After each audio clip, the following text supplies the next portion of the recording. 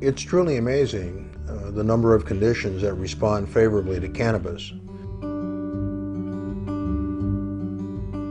We're looking at an unexcelled wonder plant, herbal medicine that has no comparison. It would appear that cannabis and hemp are one of the first plants that have been grown in agriculture. We came out of being hunters and gatherers about 10,000 years ago, and so that's at least the length of time that cannabis has been cultivated. Cannabis has long been known as a medicinal plant, as a medicinal product. The latest studies, or the latest findings, are a tomb in China in which the contents of the medicine bag of a medicine man were discovered, and one of the things that it contained was cannabis. The tomb was carbon dated as almost 5,000 years old. The conventional wisdom, which goes to the oral history of China, is that the Emperor Shan Nen wrote the first Chinese Materia Medica, and that it contained cannabis. He is alleged to have written it in 2637 BC, which would be almost 5,000 years ago. The oldest known copy of that goes back to somewhere between 100 BC and 100 AD. The oldest actual written record of the use of cannabis as a medicine is found in the writings of the Indian, as in India, Ayurvedic medicine, in which that a piece of history is dated at somewhere between 1100 and 1700 BC.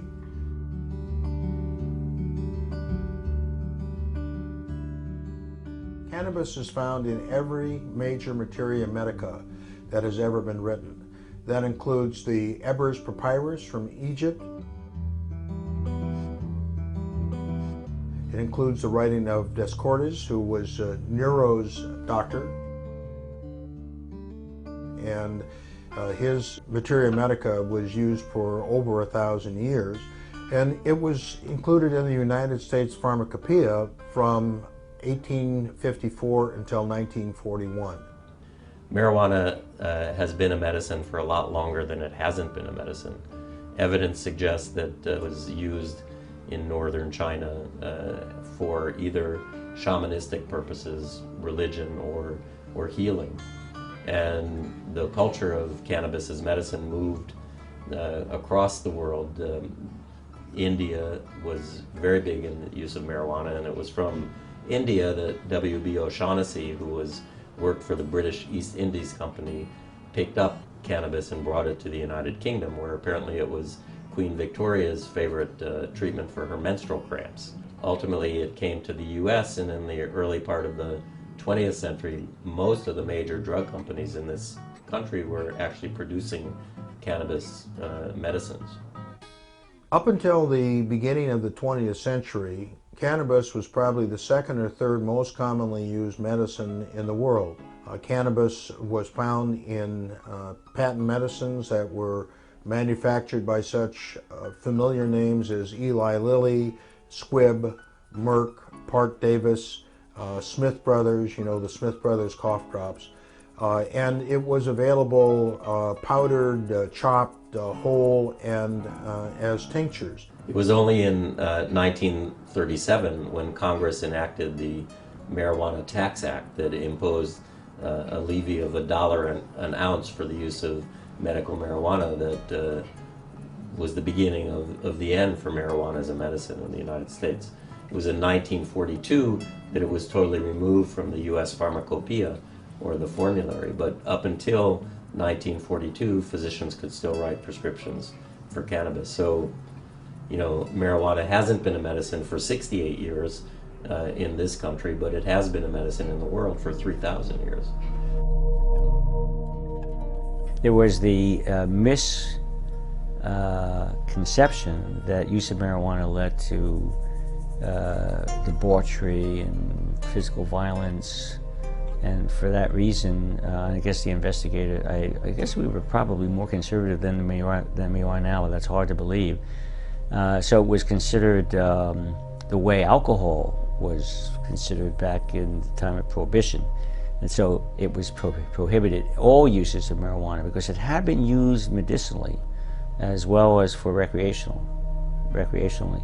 So all uses were declared illegal, and marijuana then was given the status of a Schedule I substance, which means a substance without any recognized, any demonstrable therapeutic effects, as opposed to cocaine, which was also declared illegal for recreational use, but it still had medicinal properties as a local anesthetic, for which it is used today, to this day. That's Schedule II.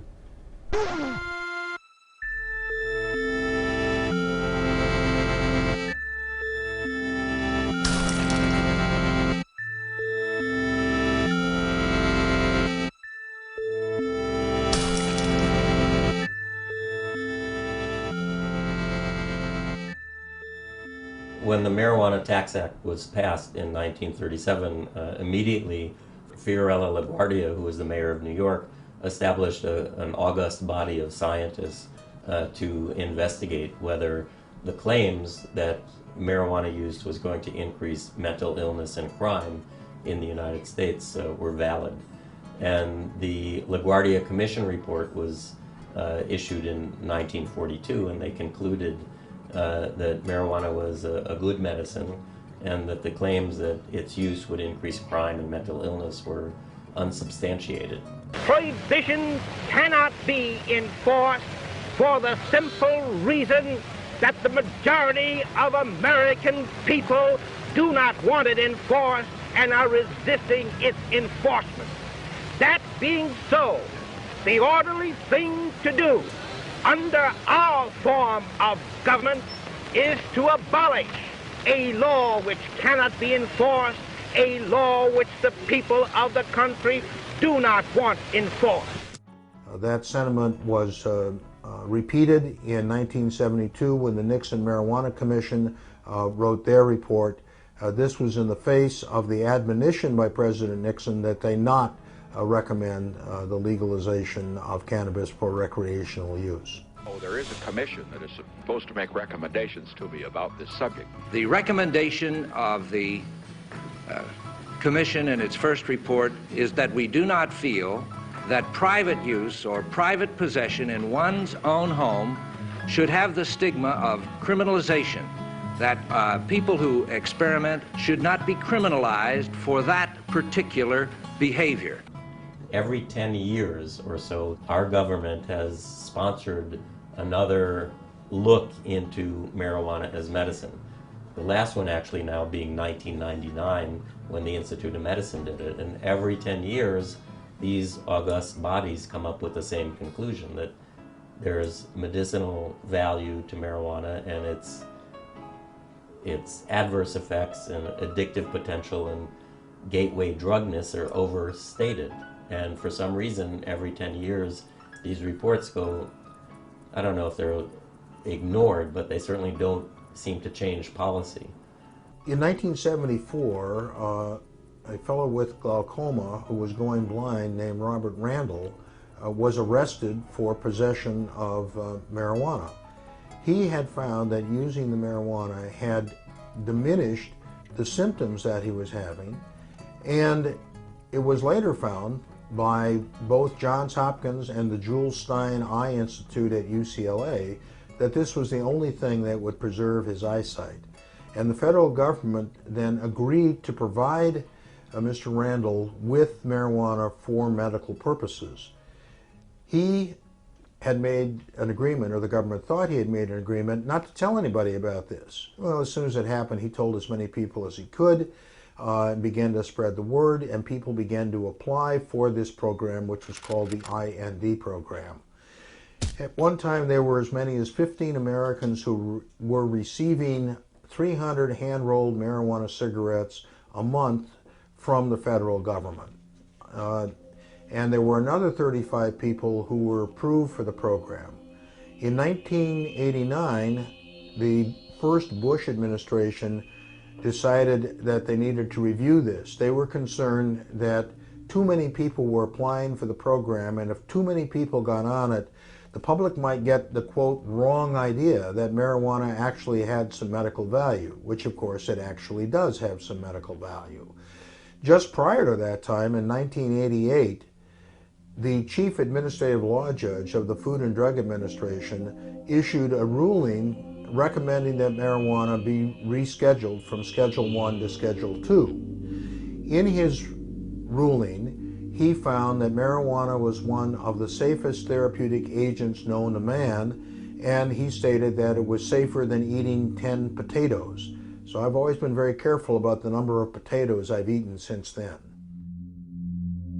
Marijuana was widely used in the 19th century for the treatment of asthma. And in the 1970s, we found that marijuana has a bronchodilator effect. It's because of the THC in marijuana.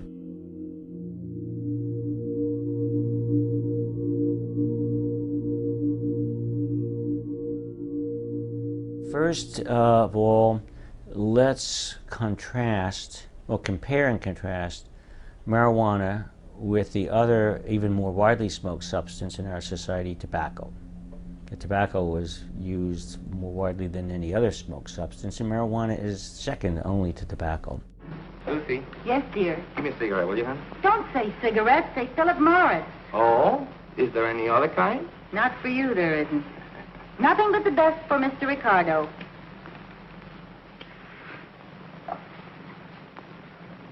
Thank you. Lucy, you're so good to me. You see how easy it is to keep a man happy? Why not give your husband a carton of Philip Morris cigarettes?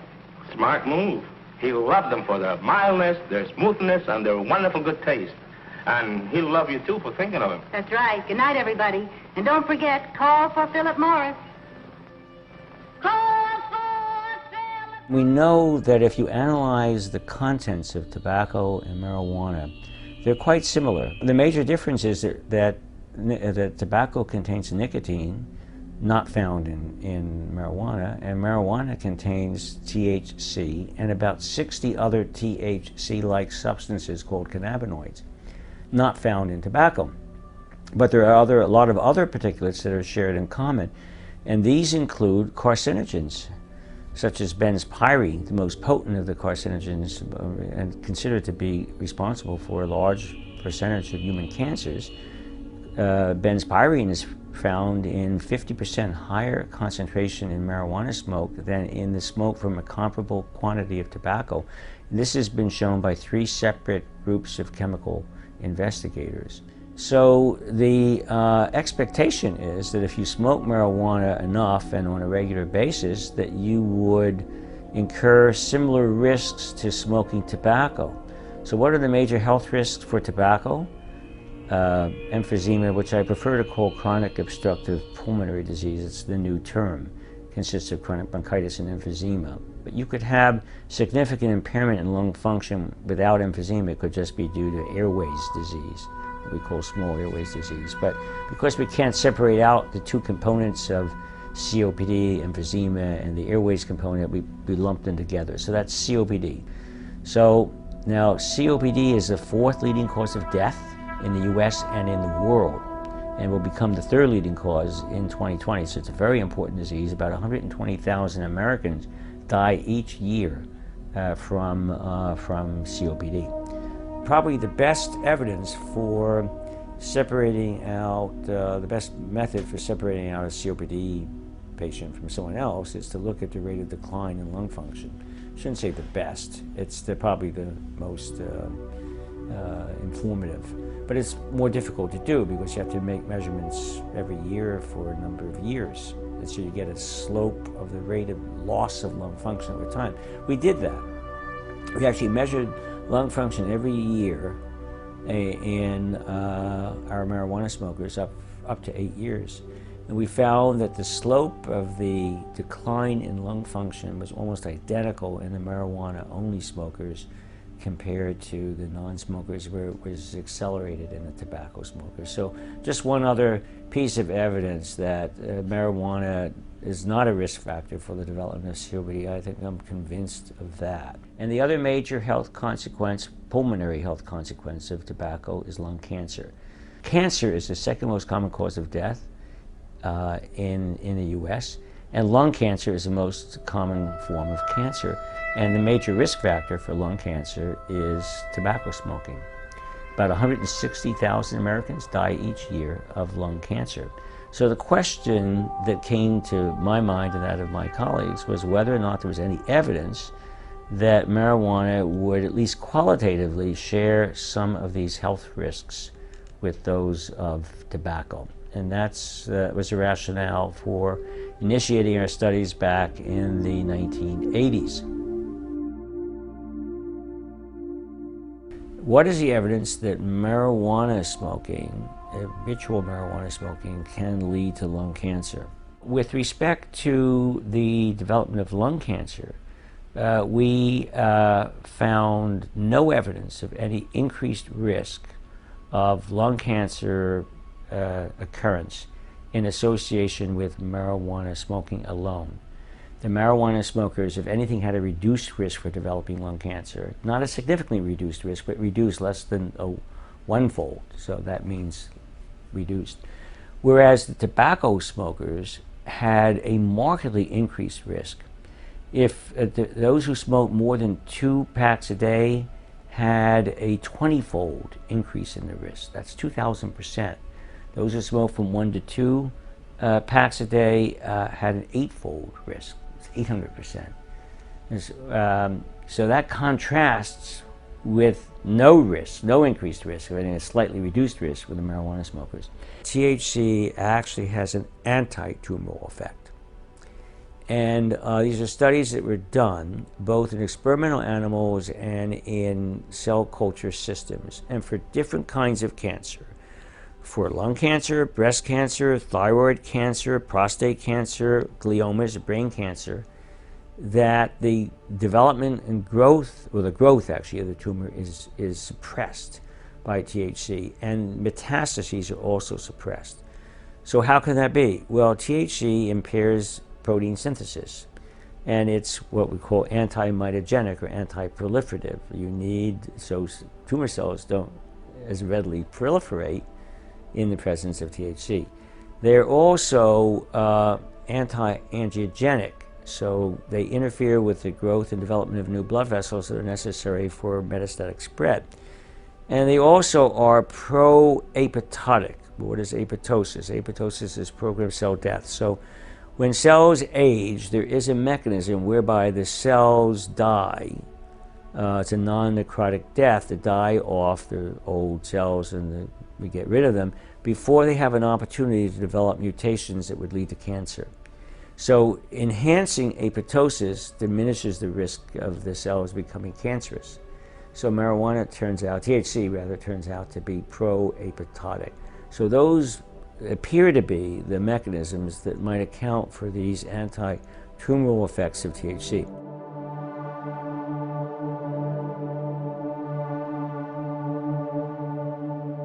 We decided to do our own case-control study. Funding from the National Institute on Drug Abuse, which is a major funding agency for marijuana-related research. This was the largest study ever conducted on this subject. It was very well designed. We used the Los Angeles Tumor Registry to identify, rapidly ascertain all the cases of lung cancer and head and neck cancer that were diagnosed in the LA County system.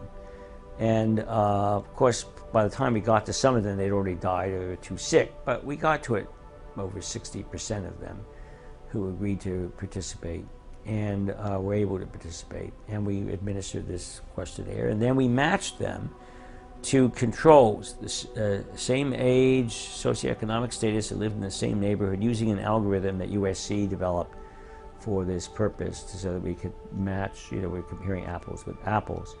And then we administered this detailed questionnaire, the food frequency questions, occupational history, all kinds of things. We also did molecular, we got a buccal smear so we could look at the DNA, we look at the genetics of lung cancer.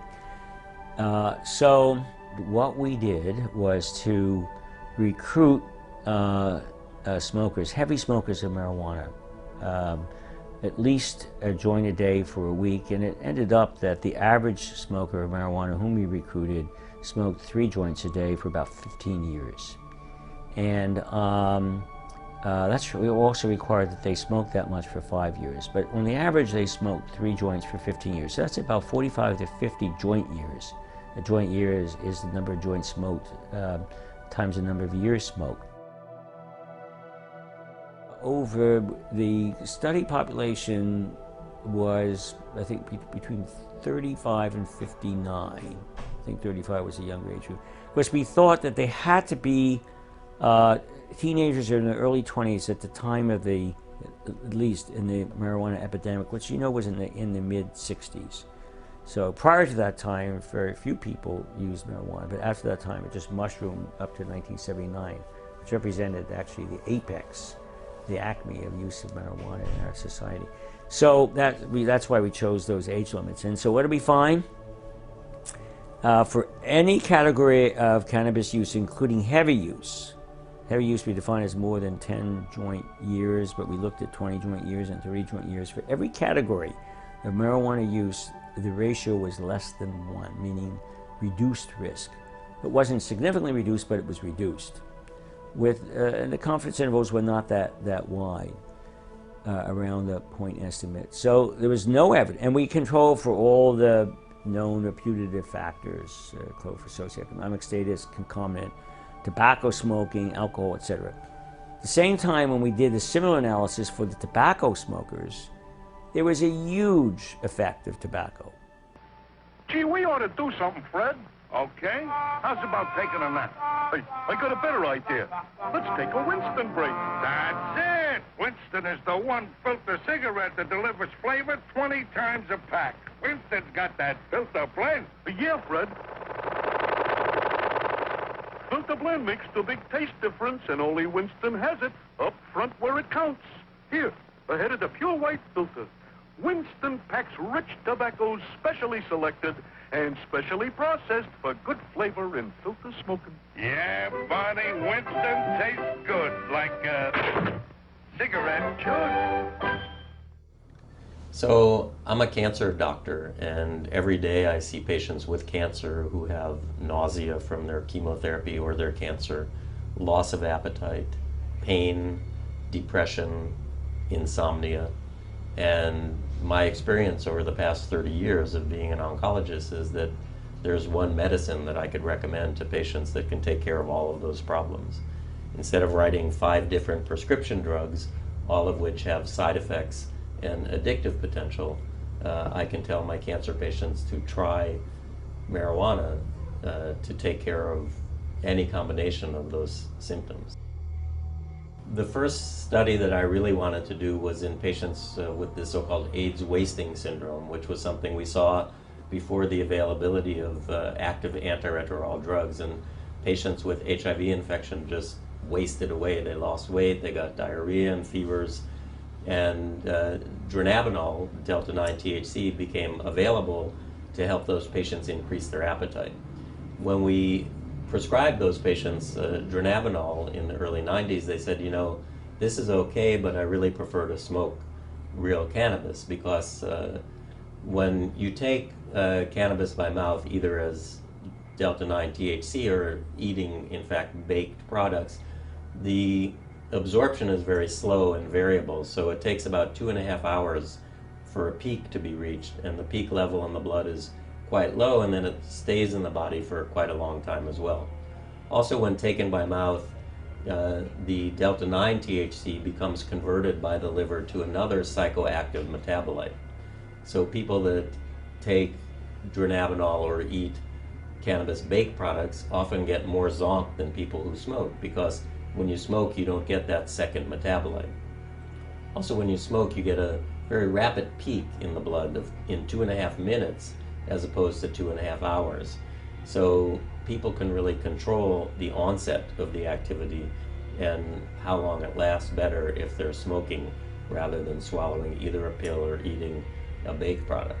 So our first study that we hoped to do in the early 90s was to show that smoked cannabis was better than dronabinol in increasing appetite in patients with the AIDS wasting syndrome. I tried twice to get cannabis from the government because they're the only legal source of marijuana for clinical trials. And both times I failed.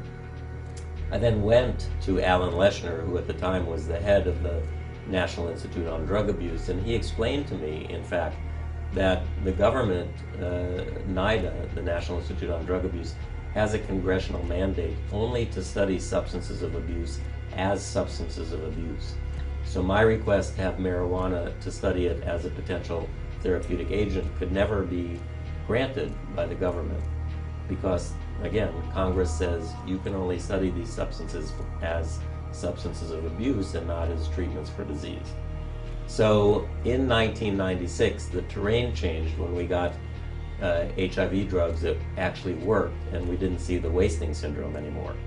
But these drugs were broken down by the liver by the same pathway that metabolizes some illicit substances. And there was a report in the literature of a patient dying from an ecstasy overdose who was on one of the AIDS antiviral drugs who took ecstasy at the same time.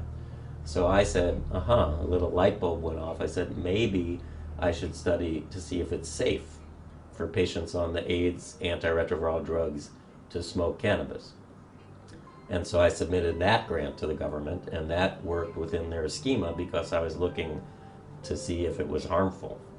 And with that application, I finally succeeded and got $1 million and 1,400 government cigarettes to study in patients with HIV. Now, these patients didn't have the wasting syndrome anymore, but the endpoint of our study was, is there a change in the amount of AIDS virus in the bloodstream after 21 days of exposure to either 3 government cigarettes a day or 3 dronabinol capsules or 3 placebo capsules? And so we looked at the change in the HIV virus, and it didn't change at all. We also looked at the interaction between the cannabinoids, either smoked or oral, and the amount of AIDS drug in the bloodstream, and that didn't change clinically significantly either. We also knew that people were concerned that marijuana might have an impact on the immune system that could be negative, and we looked at that very carefully in these HIV patients, and we found no evidence of any negative effect, and perhaps some evidence of benefit in the immune system in patients smoking even more than taking the capsules. In my opinion, the whole plant is the medicine that nature provided, and it's the best medicine. It's truly amazing the number of conditions that respond favorably to cannabis. The number one condition is pain. Cannabis is useful in relieving people's pain. It's particularly effective in relieving pain from connective tissue disorders, from arthritis, from fibromyalgia, from systemic lupus, from reflex sympathetic dystrophy, a whole host of conditions that we don't really understand very well. People seem to get good relief from cannabis. People are able to decrease the amount of opiates that they're taking, and in some instances to stop taking opiates entirely for pain control. The first modern research that was done on cannabis was done in 1949 that demonstrated its usefulness in treating epilepsy. I have a number of people who don't have epilepsy when they use cannabis regularly. The founder of modern medicine is a physician named Sir William Osler, who was prominent around the turn of the 19th to the 20th century. He wrote the first textbook of internal medicine, and in that textbook he said that cannabis was the most effective medication for the treatment of migraine headaches. And I certainly have a number of people with migraines who get substantial relief or even prevention of their migraines by consumption of cannabis. Other conditions that commonly respond favorably to marijuana include depression. It helps people with sleep, it helps their appetite. It's also very good in treating GI symptoms, nausea, diarrhea. It's excellent for treating Crohn's disease. We did a little study of people with Crohn's disease and found that many of them were able to stop using steroids and stop using other medications that they had taken for their Crohn's, that they had less diarrhea, they had less abdominal pain. It was a true miracle for them. There's a list here of conditions that was originally developed by Dr. Todd McArea, who was a pioneer in terms of medical marijuana. He actually worked for the National Institute of Mental Health, and his job was to give out grants for doing studies on cannabis. He thought he was there to find out how cannabis was useful to treat medical conditions. NIMH thought he was there to hand out grants to see how dangerous it was. This was a marriage made in hell, and he did not stay with the National Institute of Mental Health for very long. Cannabis is seen as a neuroprotective agent, and we have found that it has provided benefits for people with multiple sclerosis. It certainly treats their neuropathic pain and their muscle spasm, but more importantly, people who were placed on Sativex, the tincture of cannabis, in early studies in Great Britain have remained on it for years and years. And rather than progress, their multiple sclerosis has stayed the same, suggesting that cannabis may not only be effective in reducing the symptoms, but also in slowing the progression of disease. It's helpful in dealing with the anxiety of people that have Alzheimer's disease. It's helpful in dealing with the muscle spasms that are associated with Parkinson's disease. When it comes to psychological illnesses, cannabis is useful in not only treating depression, which I already mentioned, but also bipolar disorder, which is depression and mania. It's useful in treating attention deficit disorder, post-traumatic stress disorder. There was a study done at the Max Planck Institute in Germany a few years back that demonstrated it was useful in reducing fearful memories, so that might suggest why it is useful in alleviating PTSD. This is extremely important at this time when we have so many people who are serving multiple tours in Iraq and Afghanistan. The Pentagon has projected that at least a third of these people, and I think that that is a very conservative estimate, will come back with the symptoms of PTSD.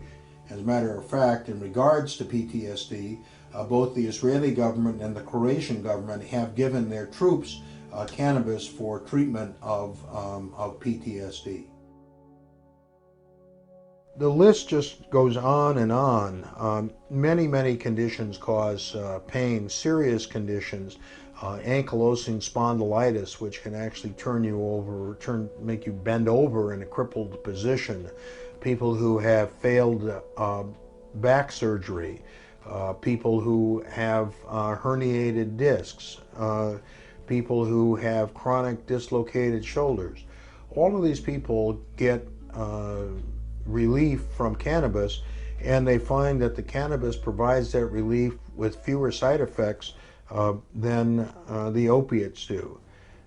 Another thing that is sort of counterintuitive where cannabis is useful is in the treatment of asthma. You may have seen the ads for Advair that say it's both a bronchodilator and an anti-inflammatory. Well, so too is cannabis. This is why there were numerous marijuana cigarettes on the market in the 1920s for the treatment of asthma, specifically for the treatment of asthma. So, as I pointed out by holding up this list, the list of conditions for which cannabis is useful is extremely lengthy. That's a quick overview of some of the conditions that cannabis is useful in treating. Most people tend to take cannabis at least in the evening. Some people take it more often than that. And the reason is that many of these conditions interfere with sleep, and then there are some people who just have sleep problems, have insomnia difficulty, and cannabis is very useful in assisting people in going to sleep. Now, if they have difficulty staying asleep, in addition to smoking or vaporizing or using it sublingually, they should also use it as an edible or drink it, because it will kick in 45 minutes into their sleep and it will be effective for about 5 to 6 hours. There are a number of different ways of administering cannabis, of getting it into the body. Smoking and vaporizing cause the chemicals to get into the body upstream of the liver. So you have unmetabolized cannabinoids that are going to the brain. Now, this doesn't mean that when the cannabinoids go through the liver that they are inactivated, but it means that they're different. 85% of the cannabinoid is metabolized on its first pass through the liver. The other thing is that when it goes to the brain immediately by the respiratory route of administration, the effect will be in 15 to 30 seconds. Whereas if we wait for it to go through the GI tract and through the liver, it will take 45 minutes before it's effective. Now, each one of those routes of administration is going to give you a slightly different mix of chemicals, because when you smoke it, you are oxygenating the cannabinoids and the other chemicals that are in there.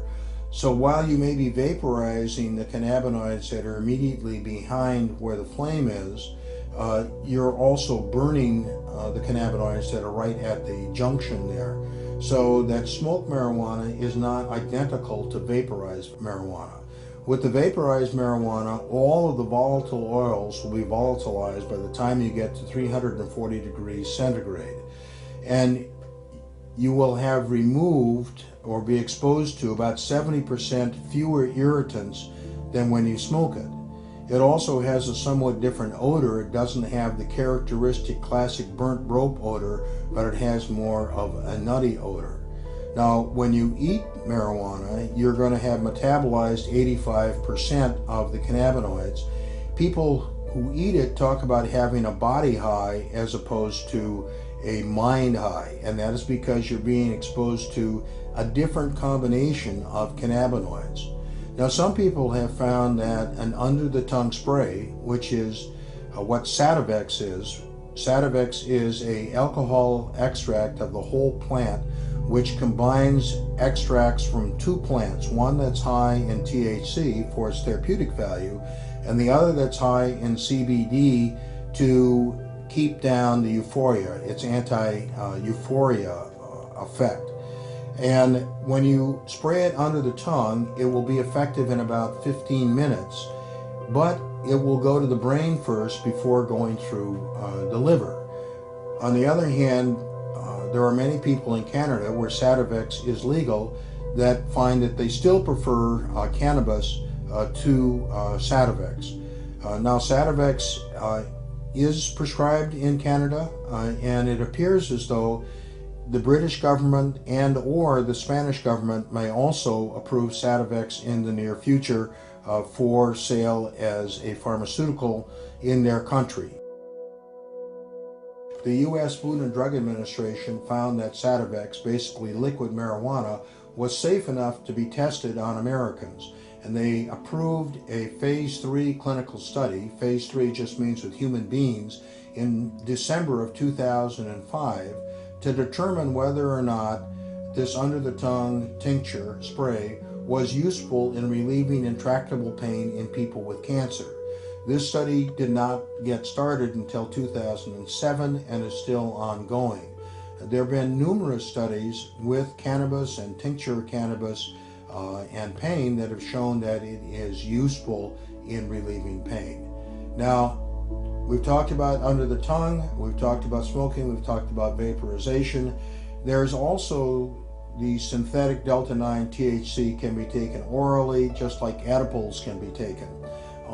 And the main problem with edibles is that it's hard to tell whether you're going to get a dose that is going to just deal with the therapeutic needs that you have, whether it's going to give you euphoria or whether it's going to give you dysphoria. And you need to have a regular supply so that you can be fairly certain that you're going to take an amount that will be the therapeutic dose and not an amount that will give you dysphoria as a side effect. Lastly, the curanderos, who are lay healers in southern Mexico and Central America, have used tincture of cannabis as part of their therapeutic armamentarium for at least 200 years. The topical application of tincture of cannabis is useful, particularly on the small joints, the fingers and toes, in dealing with pain associated with arthritis. And the reason for this is that cannabis is both an analgesic, a painkiller, and an anti-inflammatory. And we know this not only from the anecdotal evidence that we have, but also from thousands of studies that have been done around the world mainly with animals and sometimes in tissue culture. The International Cannabinoid Research Society has been around for about 20 years, and they have conferences each year that last for 3 days in which researchers from all over the world talk about the results that they have gotten doing basic science studies. With any drug that a doctor is considering recommending or prescribing, they need to balance off the therapeutic effects with the side effects. When you talk about the treatment of pain, for many people, the opiates are very effective painkillers. But for some people, the opiates cause confusion. They make it difficult for them to concentrate, difficult for them to drive. They don't enjoy playing with their kids or their grandkids. It causes them constipation. With cannabis, for many of those people, they find that it certainly does not give them constipation and does not cause them confusion, provides them with sufficient relief from their pain that they can go about their activities of daily living, they can drive their car without interference, and more importantly, they can have fun. They can play with their children, they can play with their grandchildren. So I wouldn't necessarily say that across the board cannabis is to be used instead of opiates, but I would say that for many people it can be used instead of opiates, and for others it can be used in conjunction with opiates, and they can use a lower dose of the opiates and hopefully have fewer side effects. Now, any therapeutic agent that we know of has some side effects, and marijuana is no exception. The main side effect to the use of marijuana is from smoking it, and that's cough. So that can be completely avoided by eating it or drinking it, and it can be largely avoided by vaporizing.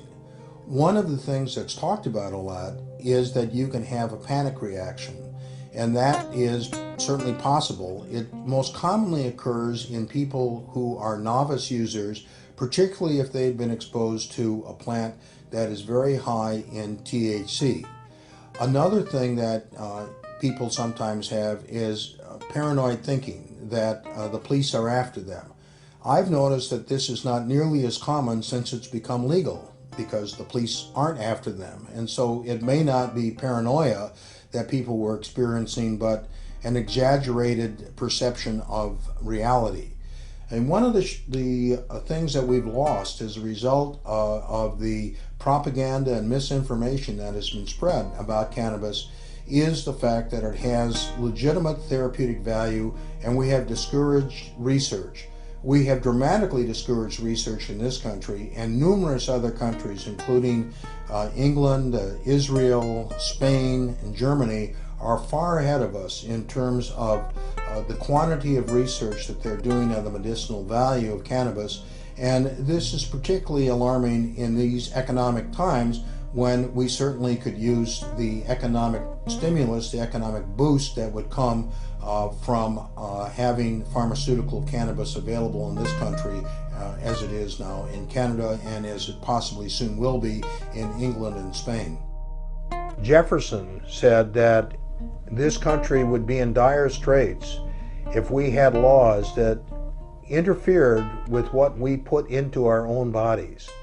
Are we not in control of our own bodies?